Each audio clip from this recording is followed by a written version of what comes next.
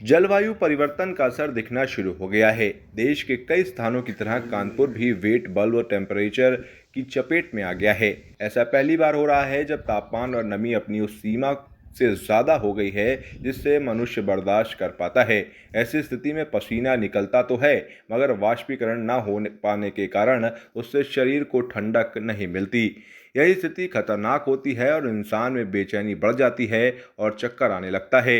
चंद्रशेखर आजाद कृषि एवं प्रौद्योगिकी विश्वविद्यालय के मौसम विभाग प्रमुख डॉक्टर एस.एन. पांडे की ओर से दी गई जानकारी के अनुसार मौसम के जो पूर्वानुमान सामने आ रहे हैं, उसके अनुसार आने वाले दिनों में तापमान लंबे समय तक 40 से 50 डिग्री के बीच रहने की संभावना है।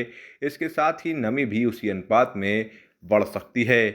साथ ही उन्होंने बताया कि वेट बल्ब टेम्परेचर की स्थिति बन रही है, जो एक खतरनाक चेतावनी है। गर्मी के दिन लगातार बढ़ते जा रहे हैं, तापमान भी अपने चरम पर पहुंचता जा रहा है। 40 से पार कानपुर का तापमान पहुंच चुका है। मौसम पे क्या गतिविधियां आगे बदलने वाली हैं, इसी को जानने के लिए हम पहुंचे हुए हैं आज सीएसए के मौसम विभाग में, और हमारे साथ में बातचीत करने के लिए मौसम विभाग के वैज्ञानिक एस.एन. पांडे जी हैं। सर, सबसे पहले तो बहुत बहुत स्वागत। नमस्कार। अभी जो स्थितियां हैं उससे कहीं भी तापमान 40 के ऊपर ही रहने की संभावना है, लेकिन जब वेस्टर्न डिस्टर्बेंस आते हैं तो उससे थोड़े से बादल आते हैं और दिन में थोड़ी धूप तेज में थोड़ी नरमी हो जाती है, जिससे थोड़ी राहत मिलने की उम्मीद रहती है। लेकिन अभी कोई ऐसी राहत मिलने की जल्दी उम्मीद नहीं है कि बहुत ज़्यादा तापमान गिरने की बात हो। तापमान तभी गिरते हैं जब बारिश होती है, तो बारिश होने की अभी तो कोई बहुत संभावना कानपुर मंडल में नहीं दिख रही है। और एक जो बहुत बड़ी चीज़ है वो है वेट टेम्परेचर होता है, उससे शरीर अपना तापमान मेंटेन रखता है। लेकिन हो क्या रहा है कि तापमान मेंटेन नहीं हो पा रहा है लोगों को, और लोगों को हार्ट अटैक और ब्रेन हेमरेज जैसी दिक्कतें आ रही हैं। तो लोगों को सलाह दी जाती है कि वो दिन में जब भी घरों के बाहर निकलें तो 11 से 2 तक एक तो अवॉइड करें, और बहुत ज़रूरी हो निकलना तो उस समय वो अपने को ढक के निकलें, पानी पीकर निकलें, पानी लेकर निकलें, छाता लेकर निकलें। और बच्चों को और बूढ़ों को तो बिल्कुल बाहर निकलना नहीं चाहिए ऐसे मौसम में। तापमान होता क्या है?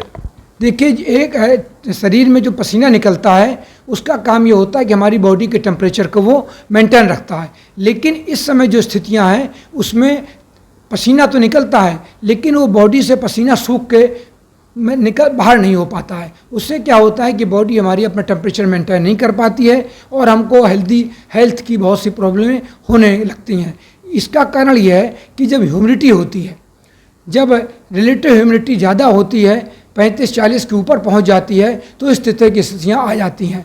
और इसी वेट टेम्परेचर के दायरे में कानपुर मंडल सहित देश के बहुत से जिले आ रहे हैं, जो ह्यूमन हेल्थ के लिए बहुत ही नुकसानदायक है। सर, जिस तरीके से देखा गया है तापमान में लगातार बदलाव होता जा रहा है, जैसे कि पहले का अगर बात करें तो इतना टेम्परेचर दोपहर पे नहीं होता था, इसके पीछे का कारण क्या है? देखिए, जिस तरह जलवायु परिवर्तन की जो बात है, तो अब जलवायु परिवर्तन हो चुकी है। उसकी वजह से क्या हो रहा है कि जो भी चरम घटनाएं होती हैं, यदि गर्मी पड़ती है तो बहुत पड़ती है, पानी बरसता है तो बहुत अधिक बरसता है, बर्फ़बारी होती है तो होती नहीं होती है तो बहुत अधिक होती है। जितनी भी मौसमी घटनाएं हैं ये अपने चरम पे हो रही हैं, उनकी वजह से बहुत दिक्कतें आ रही हैं। जैसे पिछली बार क्या था, तापमान बढ़े, उससे क्या हुआ, हमारी फोर्स मैच्योरिटी हो गई और गेहूं का दाना कमज़ोर हो गया और गेहूं की प्रोडक्शन कम हो गया। अब की बार क्या हुआ, बारिश हो गई, ओले गिर गए, तेज़ हवाओं के साथ पूरी फसल चौपट हो गई।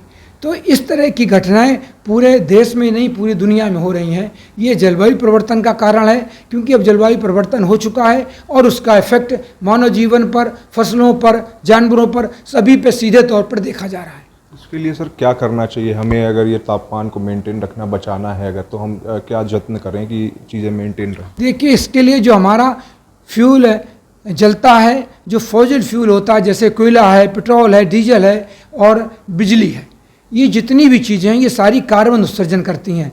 जब कार्बन का उत्सर्जन या जितने भी ये ग्रीन हाउस गैसेज होती हैं इनका उत्पादन बहुत अधिक होता है, तो ग्रीन हाउस गैसेज का काम होता है कि जो पृथ्वी पे तापमान होता है उसको वो संतुलित रखती हैं, जो हमारे जीवन के लिए तापमान होना चाहिए। लेकिन जब ग्रीन हाउस गैसेज ज़्यादा हो जाती हैं तो तापमान पृथ्वी के बढ़ जाते हैं। तो वही हुआ है कि ग्रीन हाउस गैसों का उत्सर्जन ज़्यादा हुआ, उसकी वजह से ग्रीन हाउस गैसेज ज़्यादा हो गई और वो हमारी पृथ्वी के तापमान को बढ़ा रही हैं लगातार। इस समय औसत रूप से 1.5 डिग्री तापमान पृथ्वी का बढ़ चुका है और ये सारी दिक्कतें तापमान बढ़ने के कारण आ रही हैं। सर, अगर देखा जाए कि तापमान इस बार की बात की जाए तो गर्मी लेट से शुरू हुई है, एक तरीके से पीछे मौसम भी बदलाव रहा, तो इस बार कितनी गर्मी पड़नी है और कब तक गर्मी पड़ेगी? देखिए, अभी तो पूरी देशा लगातार है कि गर्मी टेम्परेचर 40 के ऊपर ही रहेंगे और 40 के ऊपर टेम्परेचर जब रहते हैं और वातावरण में ह्यूमिडिटी भी रहती है तो ये ह्यूमन हेल्थ, एनिमल हेल्थ सभी के लिए बहुत ही नुकसानदायक होता है। इसी की संभावना अभी लगातार चल रही है। अभी इस हफ्ते में हीट वेव की संभावना कम है कि कहीं भी लू चलेगी, लेकिन उतनी लू नहीं चलने वाली है क्योंकि लगातार पश्चिमी विक्षोभ आ रहे हैं, तो पश्चिमी विक्षोभ के आने से थोड़ी राहत है। लेकिन जनरली रूप से अभी भी जो तापमान चल रहे हैं वो ह्यूमन हेल्थ के लिए निश्चित रूप से स्वास्थ्य के प्रतिकूल है।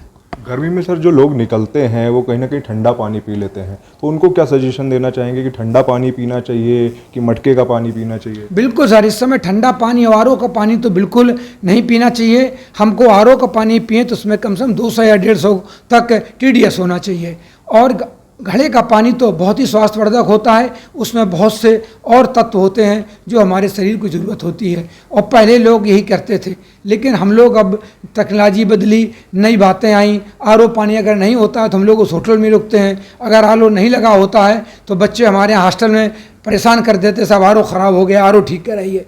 तो घड़े का पानी तो बहुत ही उपयुक्त है और लोगों को सलाह दी जाती है कि वो बर्फ़ का पानी तो बिल्कुल ना पिएँ और ज़्यादातर वो अवॉइड करें, ठंडा पानी भी अवॉइड करें और एकदम सर्दी से गर्मी में ना जाएं, गर्मी से सर्दी में ना जाएं। तो ये थे हमारे साथ में मौसम वैज्ञानिक एस एन पांडे जी, जिनका साफ तौर पे कहना है कि सर्दी से गर्मी में ना जाएं और गर्मी से सर्दी में ना आएँ और घड़े के पानी का इस्तेमाल करें। अगर आप बाहर निकलते भी हैं तो अभी फ़िलहाल पर दोपहर में 11 से 2 बजे के बीच में अवॉइड करिए और अपने हेल्थ को बनाए रखने के लिए पानी को ज़्यादा से ज़्यादा मात्रा में पीते रहिए। कमिश्नर अभिषेक के साथ Arul Gupta, democratic I news, Kanpur.